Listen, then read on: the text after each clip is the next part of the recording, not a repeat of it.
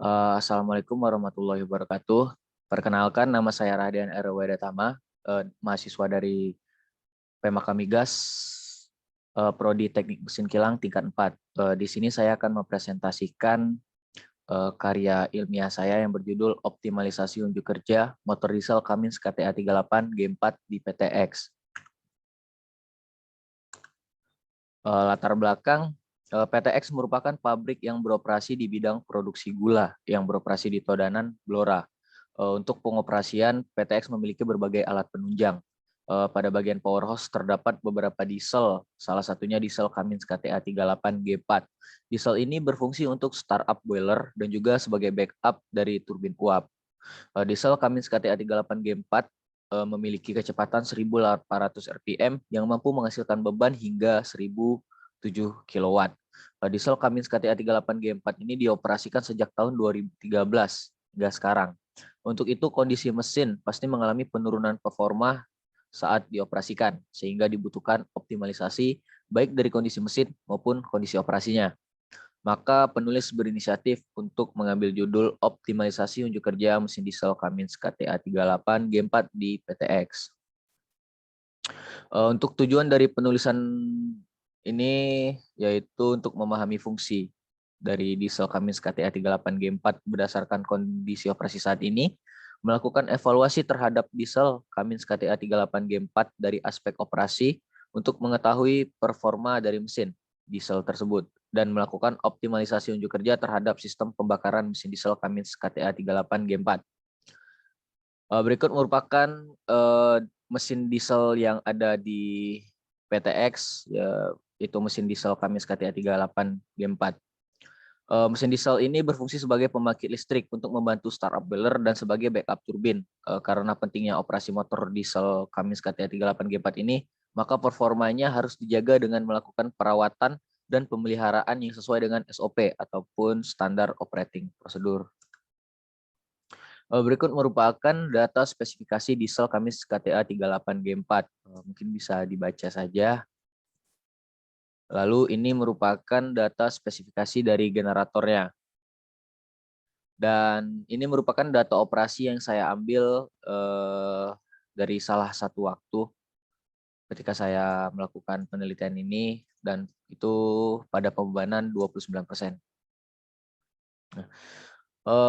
Berikut merupakan perhitungan untuk evaluasinya sendiri.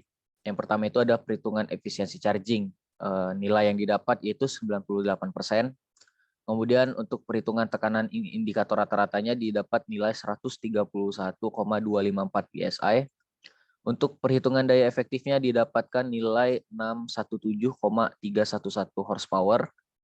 Kemudian untuk perhitungan pemakaian bahan bakar per jamnya didapatkan nilai 135 liter per jam. Untuk perhitungan pemakaian bahan bakar spesifiknya didapatkan nilai 0,42 pon per HP jam. Untuk perhitungan efisiensi thermal efektifnya itu didapatkan nilai sebesar 32,9% atau saya genapkan menjadi 33%.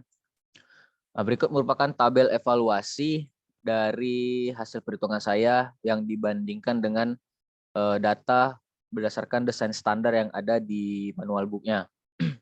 Dari hasil evaluasi daya di atas dengan beberapa parameter, motor diesel tersebut terjadi penurunan beban, pemakaian bahan bakar yang boros, dan kenaikan temperatur pada mesin diesel. Berikut dapat disimpulkan permasalahan yang terjadi ada 3. Yang pertama itu berdasarkan perhitungan daya efektif dari mesin diesel yang sama-sama pada pembebanan 29%, terdapat beban pada saat operasi mengalami penurunan yang cukup signifikan. Akan tetapi daya efektif yang menanggung beban bahkan bisa lebih tinggi daripada desain standarnya. Yang kedua, pemakaian bahan bakar per jam mengalami kenaikan yang cukup signifikan, dan demikian pula dengan pemakaian bahan bakar spesifiknya yang juga ikut naik. Kemudian yang ketiga, pada temperatur engine ditemukan pada beberapa kasus itu mengalami kenaikan suhu sehingga menyebabkan overheating. Permasalahan pada mesin diesel di atas dapat disebabkan oleh sistem pembakaran yang tidak sempurna. Pembakaran yang tidak sempurna ini dapat diakibatkan oleh beberapa faktor seperti timing injection yang tidak tepat dan bahan bakar yang kurang baik. Untuk optimalisasi daya itu saya ada 2. Yang pertama itu penyetelan timing injection. Nah, Bahan bakar yang diinjeksikan terlalu cepat atau terlalu lambat selama langkah usaha itu dapat menyebabkan kerugian tenaga. Waktu penginjeksian diatur melalui hubungan antara sistem injeksi bahan bakar dengan timing gear yang tersambung dengan crankshaft engine dan terhubung dengan piston. Injection pump timer memiliki tanda yang menunjukkan injection timing dari injection pump. Fuel injection timing diatur dengan cara menempatkan posisi piston sehingga tepat saat mulai injeksi dan diset sesuai dengan tanda pada flywheel.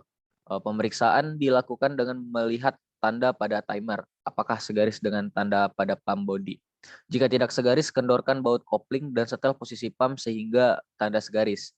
Selama menempatkan tanda pada flywheel, pastikan memutar timer searah putaran mesin untuk mencegah timing terlepas. Dan kode standar untuk timing injection pada mesin diesel Cummins KTA 38 G4 itu sendiri yaitu IC atau 4,72 mm sebelum menyentuh titik mati atas. Kemudian yang kedua ada penambahan sistem pemanas bahan bakar.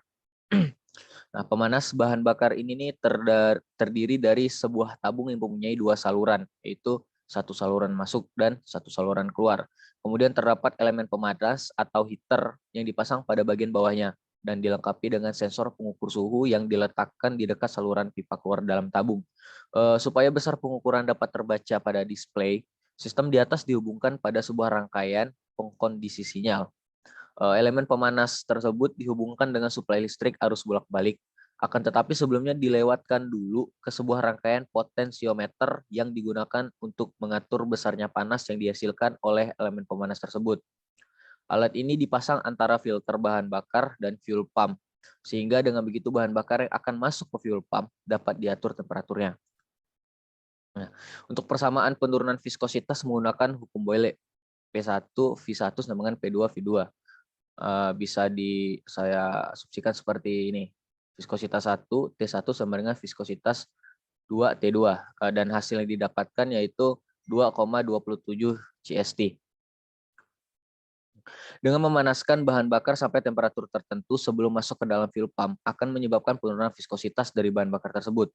Sehingga ketika bahan bakar diinjeksikan ke dalam ruang bakar akan membentuk butiran kabut yang lebih halus yang menyebabkan proses pencampuran bahan bakar dengan udara menjadi lebih homogen. Sehingga bahan bakar akan lebih mudah terbakar dan menyebabkan presentasi bahan bakar yang terbakar itu ikut meningkat. Dengan semakin besar jumlah bahan bakar yang terbakar, maka peningkatan tekanan yang terjadi dalam ruang bakar akibat pembakaran juga membesar yang pada akhirnya akan meningkatkan torsi dan daya yang dihasilkan motor diesel. Sebagai penutup, kesimpulannya yang pertama, penyetelan injeksi bahan bakar merupakan hal yang mutlak untuk mendapatkan proses pembakaran yang sempurna sehingga diperoleh daya motor yang maksimum dan penghematan bahan bakar yang baik. Yang kedua, penyetelan timing injection disesuaikan dengan standar dari diesel tersebut, yaitu dengan kode IC pada nameplate yang berarti 4,72 mm sebelum menyentuh titik mati atas. Ketiga, pemanasan pada bahan bakar sebelum diinjeksikan ke ruang bakar dilakukan untuk membuat pembakaran menjadi sempurna dengan penurunan viskositas dari bahan bakar tersebut, yaitu dari 3,59 CST menjadi 2,27 CST. Bahan bakar yang diinjeksikan ke dalam ruang bakar menjadi lebih halus dan mudah bercampur dengan udara sehingga presentasi bahan bakar yang terbakar meningkat. Keempat, seiring meningkatnya presentasi bahan bakar yang terbakar, maka peningkatan tekanan yang terjadi dalam ruang bakar membesar sehingga meningkatkan torsi dan daya yang dihasilkan oleh mesin diesel. Saran, yang pertama itu lakukan overhaul jika jam operasional telah mencapai jadwal seharusnya untuk di-overhaul.